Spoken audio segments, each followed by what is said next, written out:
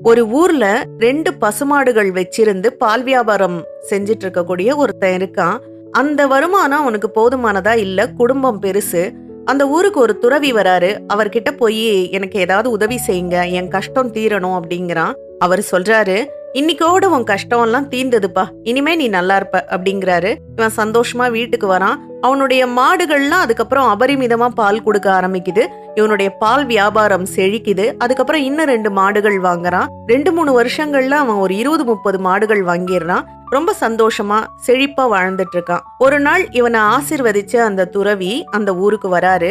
அவன் எப்படி நம்மள பாப்பான் அப்படின்னு நினைக்கிறாரு. ஒரு 2-3 நாள் ஆகுது, அவன் அவரை தேடி வரவே இல்ல. சரி, இப்ப என்ன, நாமளே போய் அவனை பாப்போம் அப்படின்னு அவன் வீட்டுக்கு போறாரு. அவனோட மனைவி அவரை மரியாதையா வரவேற்று உட்கார வச்சு பேசுறா. கணவன் கிட்ட போய் சொன்ன உடனே அவன் கொஞ்சம் அலட்சியமா சொல்றான், எனக்கு வேலை இருக்கு, முடிச்சிட்டு வரேன்னு சொல்லு அப்படிங்கிறான். துறவிக்கு கோபம் வந்துருது. உன் கணவனுக்கு வசதி வாய்ப்பு வந்தா பழசெல்லாம் மறந்துருமா?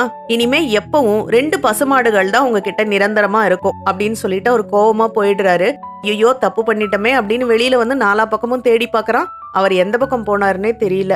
ரொம்ப சோகமா உட்கார்ந்துருக்கான். அவனுடைய மனைவி கொஞ்சம் கூட பதறவே இல்ல. அவ சொல்றா, முதல்ல வீட்டுல இருக்க 2 மாடுகளையும் போய் வித்துட்டு வாங்க அப்படிங்கிறா. அவனுக்கு ஒரே குழப்பமா இருக்கு. சரி, ஏதாவது வியாபாரத்துக்கு ஐடியா சொல்வா போல இருக்கு அப்படின்னு இவனும் மாடுகளை சந்தையில கொண்டு போய் வித்துட்டு வீட்டுக்கு வரான். மாட்டு கொட்டகையில போய் பாருங்க அப்படிங்கிறா. பார்த்தா அங்க 2 பசுமாடுகள் புதுசா இருக்கு. இவனுக்கு ஒண்ணுமே புரியல.